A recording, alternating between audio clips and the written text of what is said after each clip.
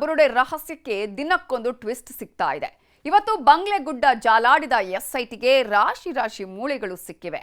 ಬಟ್ಟೆಗಳ ತುಂಡು ಸೇರಿದಂತೆ ಹಲವು ಸಾಕ್ಷ್ಯ ಸಂಗ್ರಹಿಸಿದೆ. ಬಂಗ್ಲೆಗುಡ್ಡೆಗೆ 2 ಸಲ ಕರ್ಕೊಂಡು ಹೋಗಿದ್ದಾರೆ. ಮಾಜಾರಿಗೆ 3 ಮನುಷ್ಯರ ಕಲೆ ಬರವು ಸಿಗುತ್ತೆ. 2ನೇ ಸಲ ಮಾಜಾರಕ್ಕೆ ಹೋಗುವಾಗ ಕೆಳಗಡೆ ಎಣ್ಣೆಗಳ ರಾಶಿ.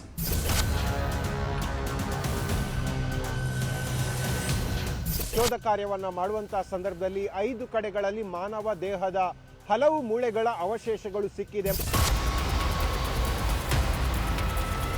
ಕಳೆದ 1 ತಿಂಗಳಿಂದ ವಿಚಾರಣೆ, ತನಿಖೆ, ದಾಖಲೆಗಳ ಸಂಗ್ರಹ ಮಾಡಿಕೊಂಡಿದ್ದ ಎಸ್ಐಟಿ ಟೀಮ್ ಇಂದು ಮತ್ತೆ ಬಂಗ್ಲೆಗುಡ್ಡದ ಆಪರೇಷನ್ಗೆ ಇಳಿದಿತ್ತು. ಸೌಜನ್ಯ ಮಾವ ವಿಠ್ಠಲಗೌಡ ಹೇಳಿಕೆ ಆಧರಿಸಿಯೇ ಸಕಲ ಸಿದ್ಧತೆಯೊಂದಿಗೆ ಬಂಗ್ಲೆಗುಡ್ಡದ ಬಳಿಗೆ ಎಸ್ಐಟಿ ಟೀಮ್ ಬಂದಿತ್ತು. ಚಿನ್ನಯ್ಯ ಮತ್ತು ಇತರರು ಎಲ್ಲೆಲ್ಲಿ ಶವಗಳನ್ನ ಹೂತಿದ್ದಾರೆ ಅವುಗಳನ್ನು ನಾನು ನೋಡಿದ್ದೇನೆ ಎಂದಿದ್ರು ವಿಠ್ಠಲಗೌಡ. ಇದೇ ಕಾರಣಕ್ಕಾಗಿ ವಿಠ್ಠಲಗೌಡರನ್ನು 2ನೇ ಬಾರಿ ಎಸ್ಐಟಿ ಟೀಮ್ ಸ್ಥಳ ಪರಿಶೀಲನೆಗೆ ಅಂತ ಬಂಗ್ಲೆಗುಡ್ಡಕ್ಕೆ ಕರೆದೊಯ್ದಿದ್ರು. ಹಾಗೆ ಹೋದಾಗಲೂ 2 ಬಾರಿ ಒಟ್ಟು 8 ಅಸ್ಥಿ ಪಂಜರಗಳನ್ನ ಗುರುತಿಸಿದ್ದೇನೆ ಎಂದಿದ್ದರು.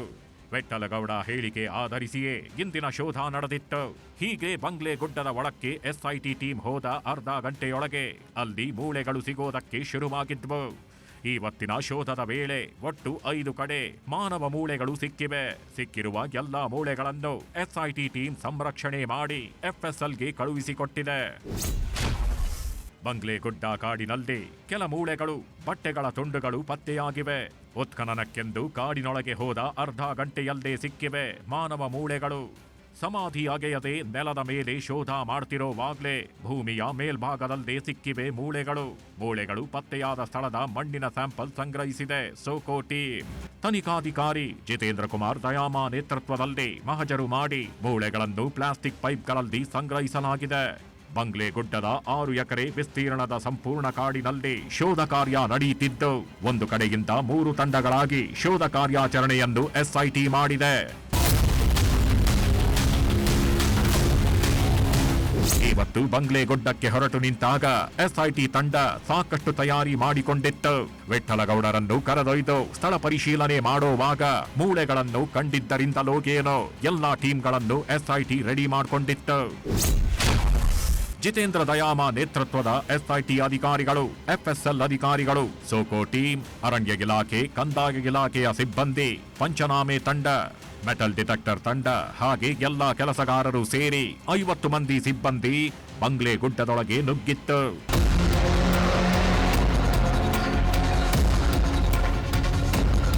ಹೀಗೆ ಗುಡ್ಡದಲ್ಲಿ ಸಿಕ್ಕ ಮೂಳೆಗಳನ್ನ ವೈಜ್ಞಾನಿಕವಾಗಿ ಸಂರಕ್ಷಣೆ ಮಾಡಲು ಬೇಕಾದ ಸಾಮಗ್ರಿಗಳನ್ನು ಹೊತ್ತೊಯ್ದಿತ್ತು ಎಸ್ಐಟಿ. ಪ್ಲಾಸ್ಟಿಕ್ ಪೈಪ್, ಉಪ್ಪು, ಪ್ಲಾಸ್ಟಿಕ್ ಬಾಕ್ಸ್, ಸೀಲ್ ಹಾಕೋ ಮೇಣ, ಸೀಲ್ ಮಾಡುವ ಬಟ್ಟೆಗಳನ್ನು ತೆಗೆದುಕೊಂಡು ಹೋಗಿದ್ದ ಅಧಿಕಾರಿಗಳು ಗುಡ್ಡದಲ್ಲಿ ಸಿಕ್ಕ ಎಲ್ಲಾ ಮೂಳೆಗಳನ್ನು ಸಂರಕ್ಷಿಸಿ ಶಿಫ್ಟ್ ಮಾಡಿದ್ರು. ಬಂಗ್ಲೆಗುಡ್ಡದಲ್ಲಿ ಮೂಳೆಗಳು ಸಿಕ್ಕ ಕೂಡಲೇ ಇದೀಗ ತನಿಖೆಯು ಚುರುಕು ಪಡೆಯಲಿದೆ. ಮೂಳೆಗಳು ಯಾರದ್ದು, ಗಂಡಿನದ್ದು, ಹೆಣ್ಣಿನದ್ದು, ಸಾವಿನ ಕಾರಣ ಏನು ಎಂಬಿತ್ಯಾದಿ ಅಂಶಗಳ ಹುಡುಕಾಟ ಆಗಲಿದೆ. ಸಿಕ್ಕಿರುವ ಎಲ್ಲಾ ಮೂಳೆಗಳನ್ನು FSL ತಜ್ಞರು ಪರಿಶೀಲನೆ ನಡೆಸಿದ್ದಾರೆ. ಇದಲ್ಲದೆ ವಿಧಿವಿಜ್ಞಾನ ಪ್ರಯೋಗಾಲಯದಲ್ಲಿ ಮೂಳೆಗಳ ಪರೀಕ್ಷೆ ನಡೆಯಲಿದ್ದು ತನಿಖೆಗೆ ಪೂರಕವಾದ ಅಂಶಗಳು ಸಿಗುವ ಸಾಧ್ಯತೆಯಿದೆ. ಸೊ ಅದು ಪ್ರಕ್ರಿಯೆ ಅದು ಯಾವಾಗ ಸರಿ ಹೋಗುತ್ತೆ ಅಂದ್ರೆ ಟು ಫೈಂಡ್ ಔಟ್ ಯಾರಾದ್ರೂ ಈ ಮಿಸ್ಸಿಂಗ್ ಅಂತ ಕಂಪ್ಲೇಂಟ್ ಕೊಟ್ಟಿರ್ತಾರೆ ನೋಡಿ, ಅವ್ರ ಫ್ಯಾಮಿಲಿ ಎಲ್ಲ ನಾವು ಆ ಏಜ್ ಗ್ರೂಪ್ ಅಲ್ಲಿ, ಆ ಸೆಕ್ಸ್ ಗ್ರೂಪ್ ಅಲ್ಲಿ ನಾವು ಹುಡುಕ್ಬೇಕಾಗ್ತದೆ.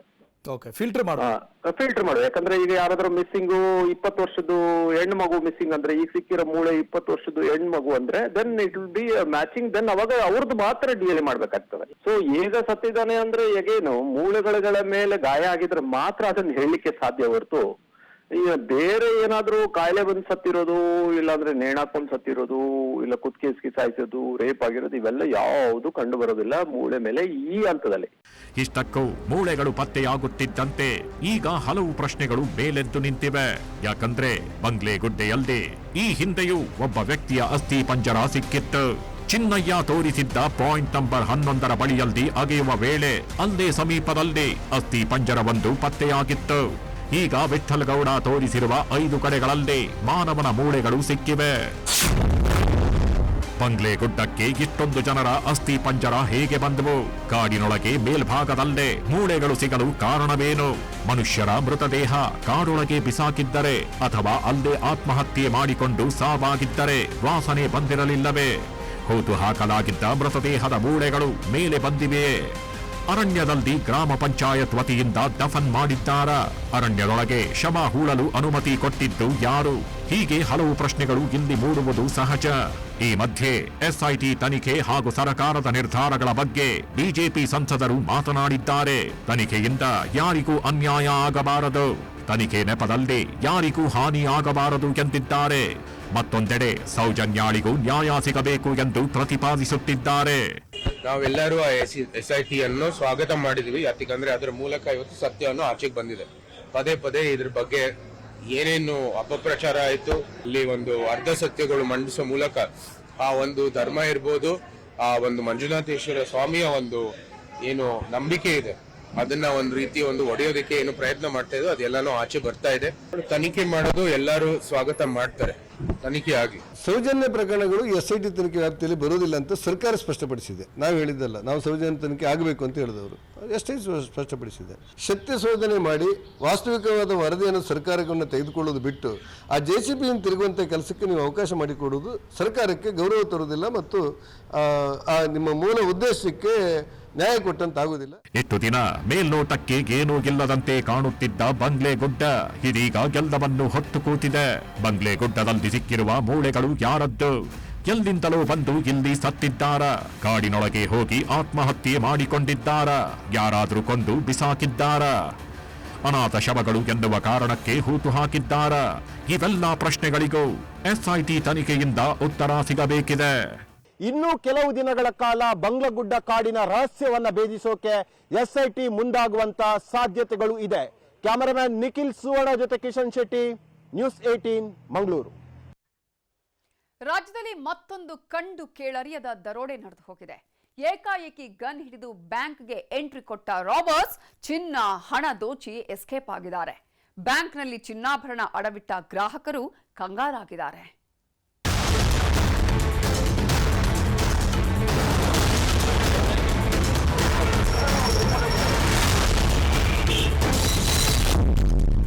ಭೀಮಾ ತೀರದಲ್ಲಿ ಸಿನಿಮಾ ಸ್ಟೈಲ್ ದರೋಡೆ.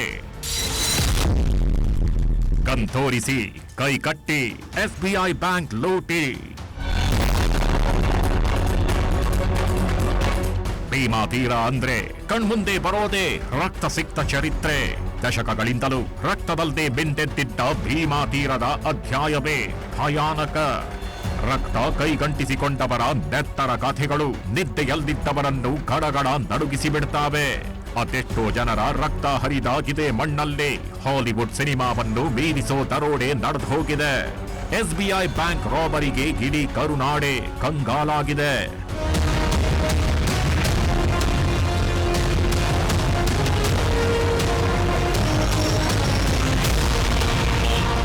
ಇದು ವಿಜಯಪುರ ಜಿಲ್ಲೆಯ ಚಡಚಣ ಪಟ್ಟಣದ SBI ಬ್ಯಾಂಕ್. ನಿತ್ಯ ಕೋಟ್ಯಾಂತರ ರೂಪಾಯಿ ವ್ಯವಹಾರ ನಡೆಸುವ ಬ್ರಾಂಚ್ ಇದು. ಅದ್ಯಾವ ಟೈಮಲ್ಲಿ ಈ ಬ್ಯಾಂಕಿನ ಮೇಲೆ ದರೋಡೆಕೋರರ ಕಣ್ಣು ಬಿಟ್ಟು ಗೊತ್ತಿಲ್ಲ. ಹಾಡ ಹಗಲೇ ಮೂಟೆ ಗಟ್ಟಲೆ ಹಣ, ಕೆಜಿ ಗಟ್ಟಲೆ ಚಿನ್ನಾಭರಣ ದೋಚಿ ಗುಡಿಸಿ ಗುಂಡಾಂತರ ಮಾಡಿದ್ದಾರೆ. ಬ್ಯಾಂಕ್ ದರೋಡೆಗೆ ಅಂತ ಪಕ್ಕಾ ಪ್ಲಾನ್ ಮಾಡಿತ್ತು ಗ್ಯಾಂಗ್. ನಿನ್ನೆ ಸಂಜೆ 4:30 ಸುಮಾರಿಗೆ ಓರ್ವ ಮಾಸ್ಕ್ ಧರಿಸಿ ಎಂಟ್ರಿ ಕೊಟ್ಟಿದ್ದಾನೆ. ಅಕೌಂಟ್ ಓಪನ್ ಮಾಡಬೇಕು ಎಂದವನಿಗೆ ಮ್ಯಾನೇಜರ್ ಫಾರ್ಮ್ ಕೊಟ್ಟಿದ್ದಾರೆ. ಅಲ್ಲಿಂದ ಸಂಜೆ 6:30ವರೆಗೂ ದರೋಡೆಕೋರ ಅಲ್ಲಿಯೇ ಕಳ್ಳಾಟವಾಡಿದ್ದಾನೆ. ಲಾಕರ್ ಓಪನ್ ಮಾಡುವ ಸಮಯಕ್ಕೆ ಮತ್ತಿಬ್ಬರಿಗೆ ಮೆಸೇಜ್ ಕೊಟ್ಟಿದ್ದಾನೆ.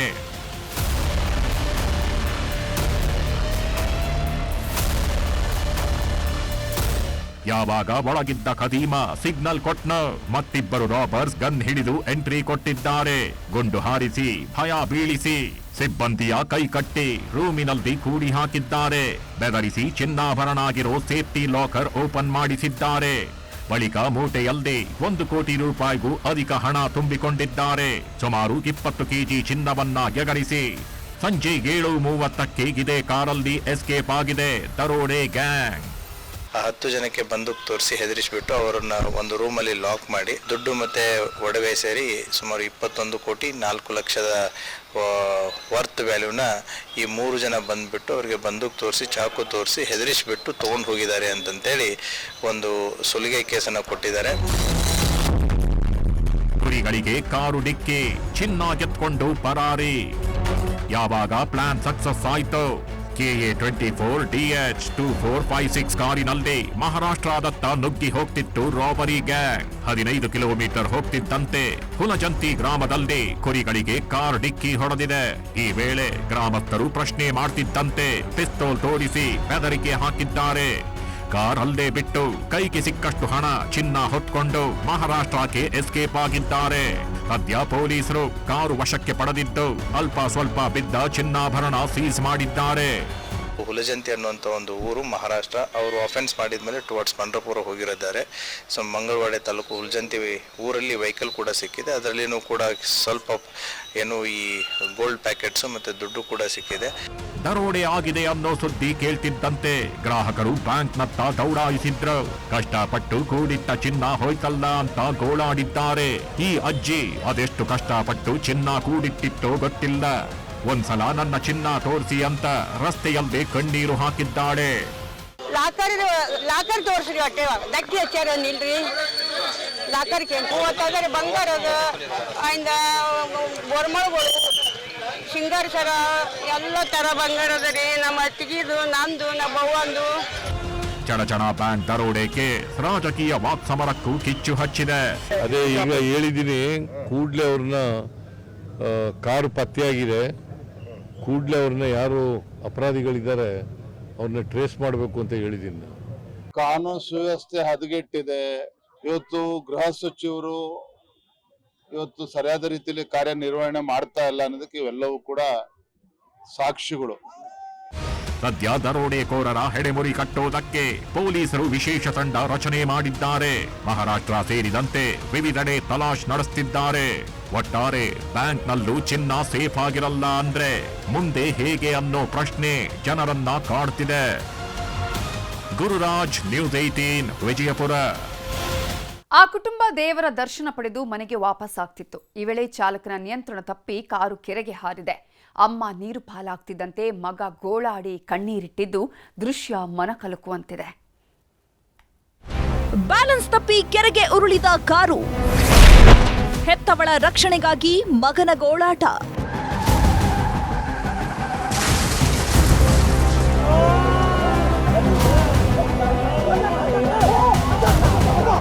ಇಂಥ ಪರಿಸ್ಥಿತಿ, ಇಂಥ ನೋವು ಯಾರಿಗೂ ಬರಬಾರದು ಬಿಡಿ. ಕಣ್ಮುಂದೆ ಹೆತ್ತವಳು ಕೆರೆಯಲ್ಲಿ ಮುಳುಗಿ ಸಾಯ್ತಿದ್ರೆ ಅಸಹಾಯಕನಾದ ಮಗ ಗೋಳಾಡ್ತಿದ್ದಾನೆ. ಅಯ್ಯೋ, ನನ್ನ ತಾಯಿಯನ್ನ ಕಾಪಾಡಿ ಅಣ್ಣ ಅಂತ ಗೋಗರಿತಿದ್ದಾನೆ. ಅಮ್ಮ ಎಲ್ಲಿದ್ದಾಳೆ, ತಂಗಿ ಎಲ್ಲಿ ಹೋದ್ಲು ಅಂತ ಕಣ್ಣೀರಲ್ಲೇ ತಡಕಾಡ್ತಾ ಇರೋ ದೃಶ್ಯ ಮಮ್ಮಲ ಮರುಗಿಸುವಂತಿದೆ.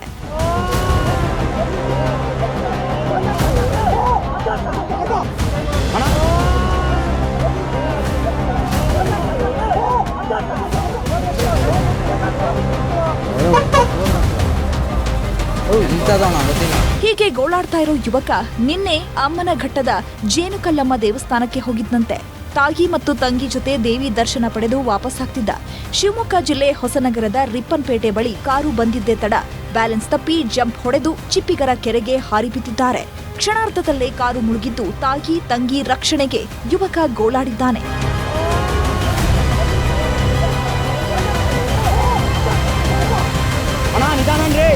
ಒಂದು ತಕ್ಷಣ ಸೀದಾ ನೀವು ಹೊರತ ತಕ್ಷಣ ಚಕ್ರ ತರ್ತೀರಿ, ಸೀದಾ ಒಳಗೆ ಹೋಗ್ಕೊಂಡು ನಿಮ್ಮ ಎದುರುಗಡೆ ನಮ್ಮ ಎದುರು ನೋಡ್ತಾ ಇದ್ದೆ.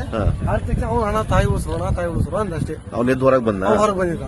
ಅವ್ರು 2 ಜನ ಒಳಗಿದ್ರು. ಎಷ್ಟು ಜನ ಇರೋಣ ಅಂದೆ, 2 ಜನ 3 ಜನ ಅಂದ್ ಒಂದ್ಸರಿ 2 ಚೀಲ ಅಂದ. ಅಕ್ಕ ತಂಗಿ ಅಮ್ಮ ಅಂದ್ರು ತಾಯಿ ಉಳಿಸ್ರೋಣ. 3 ಸಲ ಎಷ್ಟೇ ಕೂಡ್ದ. ಅಣ್ಣ ತಡಿ ಅಣ್ಣ ಹಗ್ಗ ತರ್ತೀವಿ, 5 ನಿಮಿಷ ತಡಿ ಅಂದೆ. ಅಷ್ಟೊಳಗೆ ನಾನು ಆಚೆ ಹಾರ್ಕೊಂಡೆ. ಅವ್ ಇಮ್ರಾನ್ ಹಗ್ಗ ತರ ಕಳಿಸ್ತೇನೆ ಪಟ್ಟ ತಂದ ತಕ್ಷಣ ಇಮಿಡಿಯೇಟ್ಲಿ ಹಗ್ಗ ಕಟ್ತೀವಿ ನೀರೊಳಗೆ ಕಟ್ಟಿ ಎಳ್ದಿದ್ವಿ. ಅಜ್ಜಿ ಎಲ್ಲ ಹಿಂದ್ಗಡೆ ಕೂತಿದ್ದ, ಮುಂದ್ಗಡೆ ಕೂತಿತ್ತ? ಅಜ್ಜಿ ಮುಂದ್ ಕೂತಿತ್ತು, ತಂಗಿ ಹಿಂದ್ಗಡೆ ಕೂತಿದ್ವಿ. ಅವ್ರು 2 ಜನ ಸೇರಿ ಅಜ್ಜಿ ಎತ್ತಿ ಬಂದು ಅಜ್ಜಿ ಹೋಗಿತ್ತು. ಎತ್ತುವಾಗ ಜೀವ ಹೋಗಿದ್ದ. ಸುಮಾರಕ್ಕೆ ಹೋದಂಗೆಲ್ಲ ಅದು ಹೋಯ್ತು. ಇದು ಮಾತ್ರ ಉಳಿಸಿಲ್ಲ, ಅದು ತೆಂಗಿನ ಅದು ಹಂಗೆ ಎತ್ತಿ ಬಂತು. ಕಾರು ಕೆರೆಗೆ ಬೀಳ್ತಾ ಇದ್ದಂತೆ ಸ್ಥಳೀಯರು ಕೂಡಲೇ ರಕ್ಷಣೆಗೆ ಬಂದಿದ್ದಾರೆ. ಹಗ್ಗ ಕಟ್ಟಿ ಕಾರು ಮೇಲಕ್ಕೆತ್ತಿ ಓರ್ವ ಯುವತಿಯನ್ನ ರಕ್ಷಣೆ ಮಾಡಿದ್ದಾರೆ. ಆದ್ರೆ ಮಗ ಅದೆಷ್ಟೇ ಹರಸಾಹಸ ಪಟ್ಟರೂ ತಾಯಿ ಮಾತ್ರ ಬದುಕುಳಿಯಲಿಲ್ಲ. ಕೆರೆಯಲ್ಲಿ ಮುಳುಗಿದ ತ್ಯಾಗರ್ತಿ ಗ್ರಾಮದ ಪಾರ್ವತಮ್ಮ ಉಸಿರು ಚೆಲ್ಲಿದ್ದಾರೆ. ಪೂಜೆ ಗೀಜೆಲ್ಲ ಮಾಡ್ಕೊಂಡು ವಿಠ್ಠಲಪೇಟೆಯಿಂದ ಊರಿಗೆ ಹೋಗಕ್ಕೆ ಬಂದಿದ್ದವರು. ಯಾವ ಕಡೆಯಿಂದ ಬರ್ತಾ ಇದ್ರು? ಕಡೆಯಿಂದ ಅಮ್ಮನ ಕಡೆ ಜಾತ್ರೆ ಕೂರಿಸಿ ಬರ್ತಾ ಇದ್ರು. ಗಾಡಿಯಲ್ಲಿ ಬರ್ಬೇಕಾದ್ರೆ ಗಾಡಿ ಪಲ್ಟಿ ಆಯ್ತಾ, ಗಾಡಿ 3 ಜನ ಇದ್ರು. 3 ಜನಲ್ಲೇ ಒಂದು ಕ್ಯಾಟಗರಿ ಇದೆ, ಒಂದು ದತ್ತಾಗಿದೆ, ಒಂದು ಸೀರಿಯಸ್ ಇದೆ, ಒಬ್ಬರು ಮತ್ತೆ ಶಿವಮೊಗ್ಗದಲ್ಲಿ ಇಬ್ಬರು. ಸದ್ಯ ಅಸ್ವಸ್ಥಗೊಂಡ ಯುವತಿಯನ್ನ ಶಿವಮೊಗ್ಗ ಆಸ್ಪತ್ರೆಗೆ ದಾಖಲಿಸಲಾಗಿದೆ. ಪೊಲೀಸರು ಸ್ಥಳ ಪರಿಶೀಲನೆ ನಡೆಸಿದ್ದು ಶಾಸಕ ಬೇಳೂರು ಗೋಪಾಲಕೃಷ್ಣ ಭೇಟಿ ಕೊಟ್ಟಿದ್ದಾರೆ. ಇತ್ತ ದುರಂತದ ಹೊತ್ತಲ್ಲಿ ರಕ್ಷಣಾ ಕಾರ್ಯಕ್ಕಿಳಿದ ಸ್ಥಳೀಯರ ಸಮಯ ಪ್ರಜ್ಞೆ ಮತ್ತು ಪ್ರತಿಕ್ರಿಯೆಗೆ ಮೆಚ್ಚುಗೆ ವ್ಯಕ್ತವಾಗಿದೆ. ವಿನಯ್ ಪುರದಾಳು, ನ್ಯೂಸ್ 18 ಶಿವಮೊಗ್ಗ. ಬೆಳಗಾವಿ ಜಿಲ್ಲೆಯಲ್ಲಿ ಡಿಸಿಸಿ ಬ್ಯಾಂಕ್ ಚುನಾವಣಾ ಕಣ ರಂಗೇರಿದೆ. ತಮ್ಮನ್ನ ಬೆಂಬಲಿಸುವ ಸದಸ್ಯರ ರಕ್ಷಣೆಗೆ ಲಾಂಗು ಮಚ್ಚು ಹಿಡಿದು ನಿಂತಿದ್ದಾರೆ. ಇದರಿಂದ ಭಯದ ವಾತಾವರಣ ನಿರ್ಮಾಣವಾಗಿದೆ.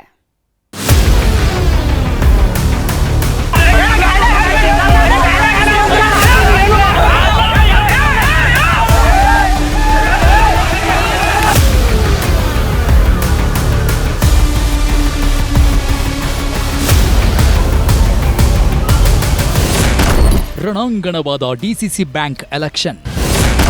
ಲಾಂಗು ಮಚ್ಚು ಹಿಡಿದು ಬೆಂಬಲಿಗರ ಕಿಚ್ಚು. ಬೆಳಗಾವಿಯಲ್ಲಿ ಡಿಸಿಸಿ ಬ್ಯಾಂಕ್ ಚುನಾವಣೆ ಕಾವು ತಾರಕಕ್ಕೇರಿದೆ. ದಿನದಿಂದ ದಿನಕ್ಕೆ ಚುನಾವಣಾ ಅಖಾಡ ರಣಾಂಗಣವಾಗ್ತಿದ್ದು 2 ಬಣಗಳ ನಡುವೆ ಜಿದ್ದಾಜಿದ್ದಿ ಜೋರಾಗಿದೆ. ಒಂದು ಕಡೆ ಸತೀಶ್ ಜಾರಕಿಹೊಳಿ, ಮತ್ತೊಂದು ಕಡೆ ರಮೇಶ್ ಕತ್ತಿ ಬಣ ಬೆಂಕಿಯುಂಡೆಯಾಗಿವೆ. 40 ವರ್ಷಗಳ ಬಳಿಕ ರಂಗೇರಿದ ರಣಕಣ ಲಾಂಗು ಮಚ್ಚಿನ ಸಂಸ್ಕೃತಿಗೆ ನಾಂದಿ ಹಾಡಿದೆ.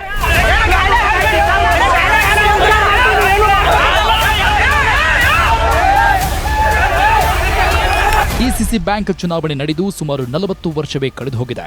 4 ದಶಕಗಳ ಬಳಿಕ ಬೆಳಗಾವಿ ಜಿಲ್ಲೆ ನಾಯಕರು ಚುನಾವಣಾ ಅಖಾಡಕ್ಕಿಳಿದು ಕಹಳೆ ಮೊಳಗಿಸಿದ್ದಾರೆ. ಇದೇ ಅಕ್ಟೋಬರ್ 19ರಂದು ಡಿಸಿಸಿ ಬ್ಯಾಂಕ್ ಚುನಾವಣೆ ನಡೆಯಲಿದ್ದು ಕತ್ತಿ ಕುಟುಂಬ ಕಟ್ಟಿ ಹಾಕಲು ಸತೀಶ್ ಜಾರಕಿಹೊಳಿ ಹುಕ್ಕೇರಿ ಮೇಲೆ ಹದ್ದಿನ ಕಣ್ಣಿಟ್ಟಿದ್ದಾರೆ.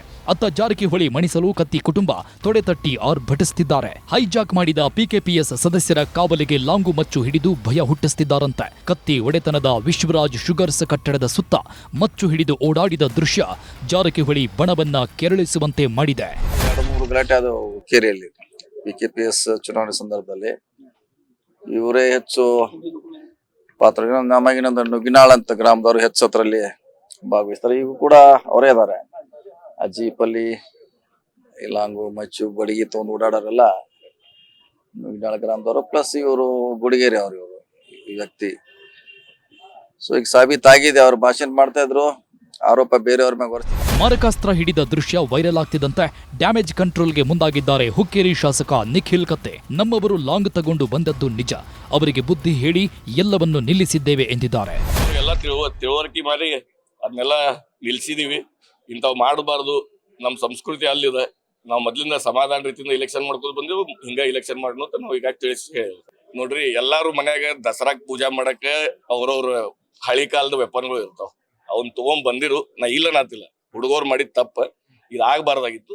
ಚುನಾವಣಾ ಜಟಾಪಟಿ ಏನೇ ಇರಲಿ, ಈ ರೀತಿ ಲಾಂಗು ಮಚ್ಚು ಹಿಡಿದು ಓಡಾಡಿದವರ ವಿರುದ್ಧ ಕಠಿಣ ಕ್ರಮ ಕೈಗೊಳ್ಳಬೇಕಿದೆ. ವಿಡಿಯೋಗಳು ವೈರಲ್ ಆಗುತ್ತಿದ್ರೂ ಪೊಲೀಸರು ಸೈಲೆಂಟ್ ಆಗಿರೋದು ಹತ್ತಾರು ಪ್ರಶ್ನೆ ಹುಟ್ಟುವಂತೆ ಮಾಡಿದೆ. ಲೋಹಿತ್ ಶಿರೋಳ, ನ್ಯೂಸ್ 18 ಚಿಕ್ಕೋಡಿ. ಉತ್ತರ ಕರ್ನಾಟಕದ ಜೀವನಾಡಿ ಆಲಮಟ್ಟಿ ಎತ್ತರಿಸುವ ವಿಚಾರ ಮತ್ತೆ ಕಾವು ಪಡೆದಿದೆ. ಜಲಾಶಯಕ್ಕಾಗಿ ಜಮೀನು ಕೊಟ್ಟವರು ಹೆಚ್ಚಿನ ಪರಿಹಾರಕ್ಕಾಗಿ ಪಟ್ಟು ಹಿಡಿದಿದ್ದಾರೆ.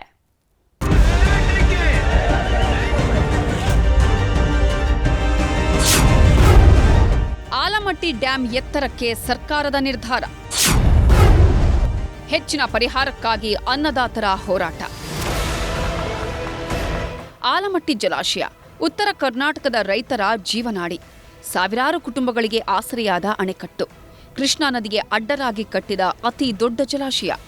ಆಲಮಟ್ಟಿ ನಿರ್ಮಾಣಕ್ಕೆ ವಿಜಯಪುರ ಹಾಗೂ ಬಾಗಲಕೋಟೆ ಜನರ ತ್ಯಾಗ, ಬಲಿದಾನ ದೊಡ್ಡದಿದೆ.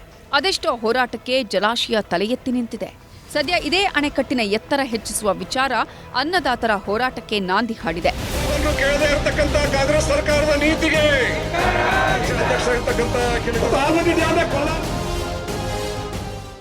ಆಲಮಟ್ಟಿ ಅಣೆಕಟ್ಟು ಸದ್ಯ 519.60 ಎತ್ತರವಿದ್ದು ಇದನ್ನು 524.256ಕ್ಕೆ ಏರಿಸಲು ಸರ್ಕಾರ ಸಜ್ಜಾಗಿದೆ. ಇದಕ್ಕಾಗಿ 1.20 ಲಕ್ಷ ಎಕರೆ ಜಮೀನು ಸ್ವಾಧೀನ ಹಾಗೂ ದರ ನಿಗದಿ ದಿನದಿಂದ ದಿನಕ್ಕೆ ಕಗ್ಗಂಟಾಗ್ತಿದೆ.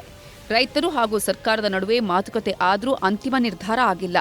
ಭೂಸ್ವಾಧೀನಕ್ಕೆ ಒಳಪಡೋ ರೈತರ ನೀರಾವರಿ ಭೂಮಿ ಪ್ರತಿ ಎಕರೆಗೆ 55 ಲಕ್ಷ, ಒಣ ಬೇಸಾಯ ಪ್ರತಿ ಎಕರೆಗೆ 45 ಲಕ್ಷ ಪರಿಹಾರಕ್ಕೆ ಪಟ್ಟು ಹಿಡಿದು ಅನ್ನದಾತರು ಹೋರಾಡ್ತಿದ್ದಾರೆ. ವಿಜಯಪುರ ಹುಬ್ಬಳ್ಳಿ ರಾಷ್ಟ್ರೀಯ ಹೆದ್ದಾರಿಯಲ್ಲಿ ಪ್ರತಿಭಟನೆ ಮಾಡಿದ್ದು ಬಿಜೆಪಿ ಕೂಡ ಸಾಥ್ ಕೊಟ್ಟಿದೆ.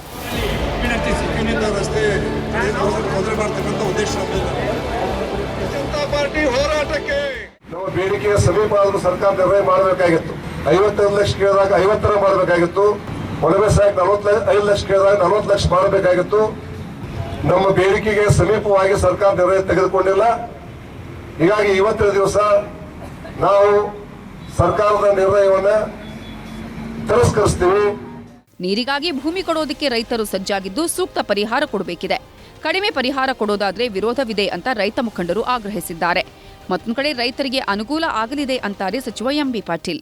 55 ಲಕ್ಷ ರೂಪಾಯಿ ನೀರಾವರಿ ಕೊಡಬೇಕು, 45 ಲಕ್ಷ ರೂಪಾಯಿ ಕುಷ್ಕಿ ಅಂದ್ರೆ ಒಣಬೇಸಾಯ ಕೊಡಬೇಕು, ಮತ್ತು ಬೆಳೆಬೇವರು ಹೋರಾಟ ಸರತಿ ಸತ್ಯಾಗ್ರಹ ಆ ನಂತರ ಆಮರಣ ಉಪವಾಸ ಕೈಗೊಳ್ತಾರೆ.